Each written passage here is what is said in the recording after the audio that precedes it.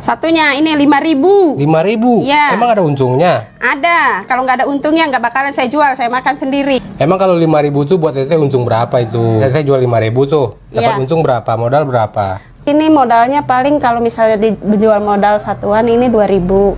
2.000 modalnya? Iya. Berarti teteh untung satu itu 3.000? Iya. Mereka itu kan tidak tahu, biarpun jualan receh, tapi kan kalau dikumpulin kan recehnya itu kan jadi banyak duitnya.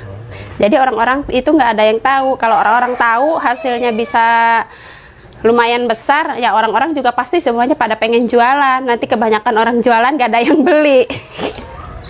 Makanya biarkan saja mereka berkoar-koar. Emang ada untungnya itu jualan kayak gitu. Padahal kan untungnya sangat besar. Lumayan lah daripada lu manyun di rumah nggak ngasilin duit, mendingan gue. Justru karena omongan orang, saya nyinyirin orang malah bikin menginspirasi, bikin saya semangat. Tambah semangat lagi untuk mencari cuan. Yang penting tidak merugikan orang, ya kan? Daripada ngebacot, nongkrong-nongkrong nggak jelas, nyinyirin orang, nggak dapat duit, dapat dosa iya. Mendingan saya tinggal di rumah, diam di rumah tapi bisa ngasilin duit. Iya, sambil duduk duit ngalir sendiri ya teh? Iya. Ini luar biasa ini. Lumayan bang, hasilnya bang, jualan-jualan kayak gini bang. Bisa buat makan, bisa buat jajan anak, gaji suami kita simpen buat beli sawah, oke? Makanya saya jualan ini cepat kaya. Kita harus pinter. Jadi pedagang itu harus licik. Kalau nggak licik nggak untung. 1 minggu saya bisa beli mobil Pajero, bukan Pajore ya. Nyari untung lah, ngapain kalau nggak untung dagang mendingan tidur. Di mana-mana kalau jadi pedagang itu harus licik. Tapi liciknya nggak boleh curang. Harus dicontoh buat emak-emak yang ada di luaran sana. Ini trik licik saya begini ya. Pokoknya punya istri kayak saya tuh beruntung ya. Beruntung banget ya. Pokoknya anugerah ya, bukan musibah. Pintar mencari cuan. Biarkan saja orang-orang yang bergaya di luaran sana. Mau healing, mau ke salon lah, saya mau bodo amat. Yang penting saya mah bisa ngasilin duit. Gak apa-apa, tampil sederhana. Daripada hidup banyak gaya tapi hutangnya di mana-mana.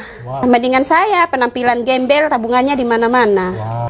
Semoga menginspirasi buat bunda-bunda di rumah. Jangan lupa di-share video dari saya. Jangan lupa dibagikan. Semoga menginspirasi untuk teman-teman semua. Amalan buat saya bersedekah ilmu kepada teman-teman semua. Semoga yang mau jualan, bingung mau jualan apa, dengan melihat video dari saya ini semoga menginspirasi.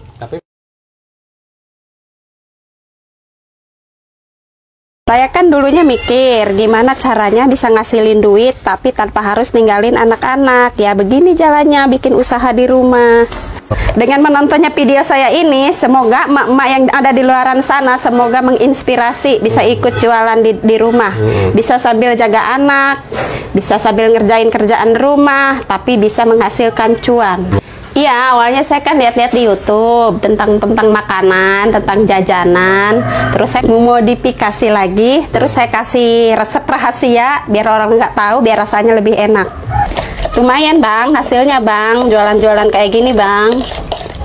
Bisa buat makan, bisa buat jajan anak, gaji suami kita simpen buat beli sawah, oke? Oke. Ya, manusia itu kan nggak ada puasnya. Kalau manusianya yang bisa bersyukur ya, biarpun duitnya seberapapun itu pasti merasa cukup. Ya mungkin saya termasuk orang-orang yang serakah. Saya ini kan orangnya gila duit, duit. Jadi orang-orang itu nggak ada yang tahu. Kalau orang-orang tahu hasilnya lumayan besar, ya orang-orang juga pasti semuanya pada pengen jualan. Nanti kebanyakan orang jualan nggak ada yang beli. Makanya biarkan saja mereka berkoar-koar. Emang ada untungnya itu jualan kayak gitu. Padahal kan untungnya sangat besar. Lumayan lah daripada lu manyun di rumah nggak ngasilin duit, mendingan gue.